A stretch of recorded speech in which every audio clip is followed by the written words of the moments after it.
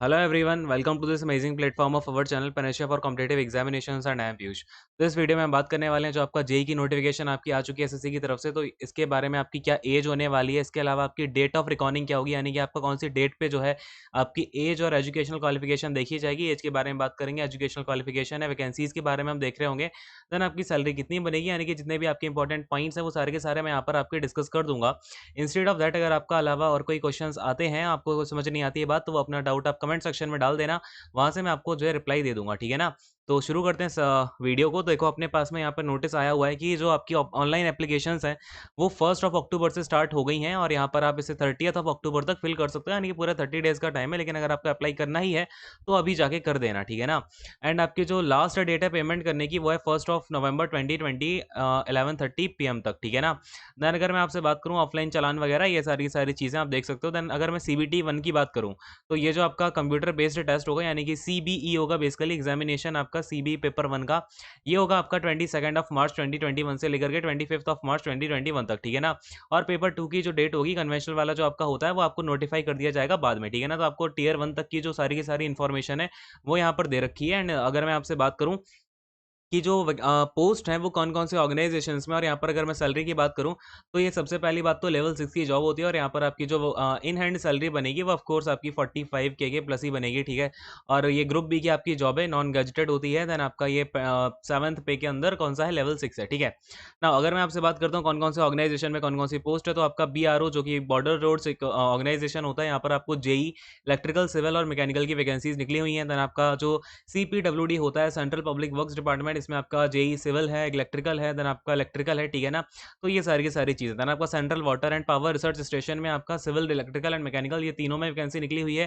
Then आपसे बात करूँ मैं सेंट्रल वाटर कमीशन की, तो यहाँ पर आपका सिविल और मैकेनिकल इन दोनों में वैकेंसी निकली हुई है। देन अगर हम बात करते हैं यहाँ पर आपका ये जो डायरेक्टरेट ऑफ क्वालिटी एश्योरेंस है, नेवल वाला, इसमें आपका मैकेनिकल और इलेक्ट्रिकल में वैकेंसी निकली हुई है। देन आपका फरक्का बैरेज प्रोडक्ट जो प्रोजेक्ट है, उसमें आपका सिविल और इलेक्ट्रिकल इन दोनों में वैकेंसी निकली हुई है।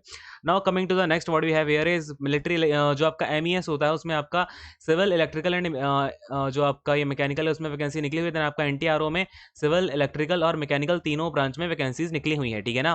देन आपकी वैकेंसीज जो है वो आपका कुछ टाइम में आपकी अपडेट कर दी जाएंगी और मैं आपको नोटिफाई कर दूंगा जैसे ही आपको नोटिफिकेशन की, जो आपकी वैकेंसीज की पर्टिकुलर नोटिफिकेशन है, वो जैसे ही आएगी, तो ठीक है ना?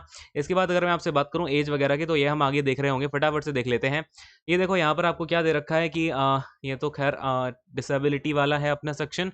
देन यहाँ पर अगर मैं आपसे बात करूँ जो ये जो आपका बीआरओ वाली पोस्ट है, यानी कि बॉर्डर रोड ऑर्गेनाइजेशन, इसमें ओनली जो मेल कैंडिडेट है वही अप्लाई कर सकते हैं। ये इंपॉर्टेंट बात है, ठीक है? आपको पता ही होगा क्योंकि इसमें आपको अलग अलग जगह पे जाना पड़ेगा। फीमेल्स के लिए जो एनवायरमेंट होता है वो सेफ होता नहीं है, मतलब सेफ तो होता है लेकिन उनके लिए ज़्यादा कन्वीनियंट नहीं रहता है, ठीक है ना? और ये नेशनलिटी वाला सेक्शन तो आपको पता ही होगा, सिटीजनशिप आपके पास इंडिया, नेपाल, भूटान, ये सब होनी चाहिए। और इसके अलावा आपको ये जो एज लिमिट है वो कब की देखी जाएगी, तो ये आपकी एज लिमिट देखी जाएगी 1st ऑफ जनवरी 2021, ठीक है ना?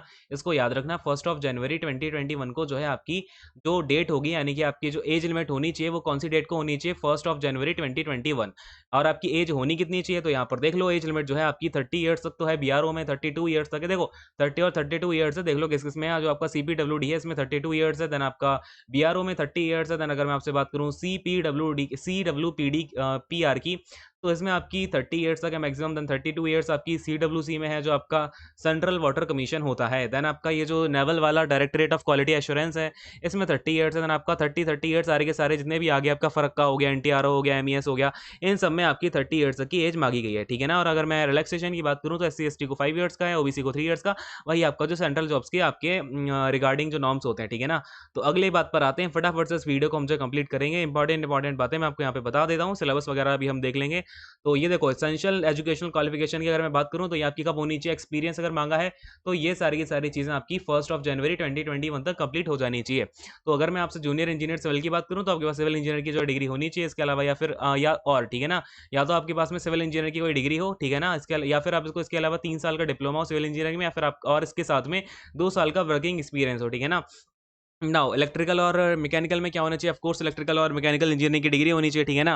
देन ऐसे ही आपका सिविल में क्या होना चाहिए? सिविल इंजीनियरिंग की डिग्री होनी चाहिए, देन इलेक्ट्रिकल और मैकेनिकल में ये होना चाहिए, ठीक है? तो जो आपकी एजुकेशनल क्वालिफिकेशन है इसमें कोई चेंज नहीं है, ठीक है ना? कोई चेंज इसमें है नहीं, बाकी डिप्लोमा वाले बस इन दोनों के लिए जो जॉब्स हैं इन दोनों के लिए अप्लाई कर सकते हैं और किसी के लिए नहीं कर सकते, ठीक है ना? डिप्लोमा प्लस एक्सपीरियंस आपका इन दोनों में होना चाहिए जो कि आपका बीआरओ का है, ठीक है ना? इनमें आपका अगर 3 साल का डिप्लोमा है, 2 साल का एक्सपीरियंस है तो आप इनके लिए अप्लाई कर सकते हो, बाकी जॉब्स के लिए आपको देखो इसके लिए डिप्लोमा चाहिए जो आपका सीपीडब्ल्यूडी है और ये सीपीडब्ल्यूडी में आपको क्या चाहिए भाई? डिप्लोमा डिप्लोमा डिप्लोमा चाहिए, ठीक है ना?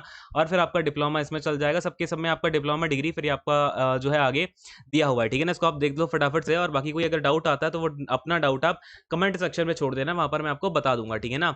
अच्छा, ये मैं अगर नेवल की बात करूं तो नेवल में देखो भाई यहाँ पे डिग्री चाहिए या फिर आपको वही बात है कि 3 साल का डिप्लोमा हो आपका मैकेनिकल इंजीनियरिंग में या फिर आपका 2 साल का एक्सपीरियंस हो रिस्पेक्टिव फील्ड में, ठीक है ना? ना अगर मैं आपसे बात करूं इलेक्ट्रिकल और नेवल, जो आपका नेवल में इलेक्ट्रिकल वाली जॉब है उसके लिए भी आपको डिग्री चाहिए या फिर 3 साल का डिप्लोमा 2 साल का एक्सपीरियंस।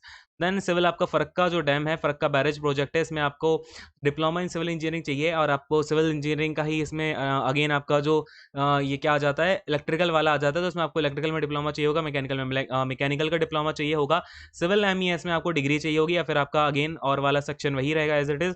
देन इलेक्ट्रिकल और मैकेनिकल में आपका सेम कंडीशन है, डिग्री या फिर आपका डिप्लोमा, और डिप्लोमा के साथ अगर आपका डिप्लोमा है तो उसमें 2 साल का एक्सपीरियंस भी होना चाहिए, ठीक है ना? इस बात को याद रखो।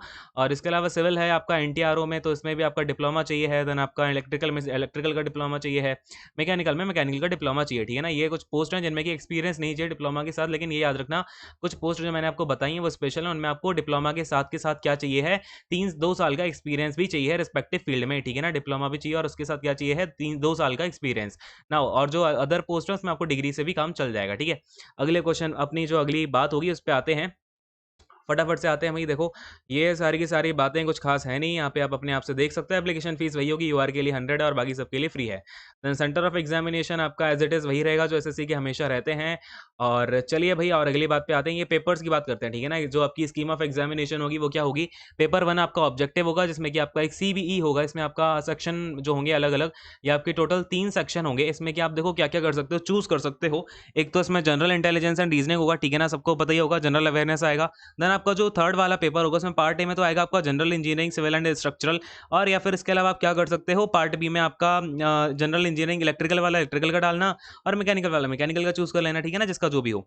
और इसमें टाइम आपको 2 आवर्स का मिलेगा, ठीक है ना? देन आपके जो नंबर ऑफ क्वेश्चंस होंगे, जो आपके रीजनिंग के क्वेश्चन होंगे 50 होंगे, जनरल अवेयरनेस के क्वेश्चन 50 क्वेश्चन 50 मार्क्स। देन आपका जो रिस्पेक्टिव आपकी ब्रांच है उससे रिलेटेड आपके 100 क्वेश्चन 100 मार्क्स के आएंगे, ठीक है ना? पेपर 2 की अगर मैं आपसे बात करूं तो पेपर 2 में आपका अगेन जो आपकी जो भी रिस्पेक्टिव ब्रांच होगी उसके रिगार्डिंग आपका पेपर होगा। आपका पार्ट ए है तो उसमें आपका सिविल वाला आ जाएगा, पार्ट बी है तो उसमें आपका इलेक्ट्रिकल वाला आ जाएगा, पार्ट सी में आपका मैकेनिकल वाला आ जाएगा, और आपका टोटल 300 नंबर का जो है क्वेश्चन पेपर होगा, ठीक है? तो भाई चलिए अगले क्वेश्चन पे आते हैं। 2 घंटे आपको यहाँ पर भी मिलेंगे, और अगर मैं आपसे बात करूँ, आपका डिस्क्रिप्टिव पेपर होगा, ठीक है ना? इसको याद रखना कितना कैसा होगा। डिस्क्रिप्टिव पेपर होगा आपका सेकंड वाला। देन आपका इंडिकेटिव जो सिलेबस है ये आपका यहाँ पे दे रखा है, आप मुझे बताना, तो मैं आपको अलग से एक वीडियो भी बना दूंगा जो आपका सिलेबस है इसको उठा करके। बाकी आपका सिलेबस ये है, जनरल जो आपका रीजनिंग होगी, रीजनिंग में वही इस बेसिक से क्वेश्चन जो आपके एसएससी में आते हैं, किसी का पेपर उठा के आप जो प्रीवियस ईयर पेपर है उससे पढ़ लेना, आपका इसमें जो है काम खत्म हो जाएगा। जनरल अवेयरनेस में आपका वही सब आएगा, हिस्ट्री पॉलिटी जियो, इसके अलावा स्टैटिक जीके आ जाएगा, और इसका आप में जो है करंट अफेयर आ जाएगा, ठीक है ना? ये सारी की सारी चीजें आपको करनी ही पड़ेंगी। नाउ इसमें जो पार्ट ए और पार्ट बी और पार्ट सी है इनका सिलेबस आप देख लो। जो आपका पार्ट ए है सिविल इंजीनियरिंग का, उसमें क्या आएगा? Building material estimating. अच्छा, ये जो पूरा का पूरा सिलेबस आप एक बार देख लो, नहीं तो मैं आपको एक जो वीडियो होगी सेपरेटली बना दूंगा, एक सेपरेट वीडियो में आपको पूरा का पूरा जो इसका सिलेबस है ना वो इसमें डिटेल में मैं समझा दूंगा। नहीं तो एक बार मैं यहीं पे देख लेता हूँ। जो आपका बिल्डिंग मटेरियल है, एस्टिमेटिंग है, कॉस्टिंग एंड वैल्यूएशन है, सर्वेइंग है, सॉइल मैकेनिक्स है, हाइड्रोलिक्स है, देन आपका irrigation engineering, transportation engineering, environmental engineering, then आपका स्ट्रक्चरल इंजीनियरिंग में आपका theory of structure, concrete technology, RCC और स्टील डिजाइन, ठीक है ना? देन पार्ट भी अगर मैं आपसे इलेक्ट्रिकल की बात करूँ तो उसमें आपका बस वही आएगा, बेसिक सी चीज़ें, बेसिक कॉन्सेप्ट हो गया। देन आपका सर्किट लॉ है, मैग्नेटिक सर्किट है, एसी फंडामेंटल है, मीजरिंग एंड मेजर जो आपके इंस्ट्रूमेंट होते हैं, इलेक्ट्रिकल मशीन्स है, देन आपका fractional kilowatt Motors and single phase induction Motors है, सिंक्रोनस मशीन्स हैं, जनरेशन, ट्रांसमिशन एंड डिस्ट्रीब्यूशन है, एस्टिमेटिंग एंड कॉस्टिंग है, देन आपको यूटिलाइजेशन एंड इलेक्ट्रिकल एनर्जी और बेसिक इलेक्ट्रॉनिक्स आएगा, ठीक है ना।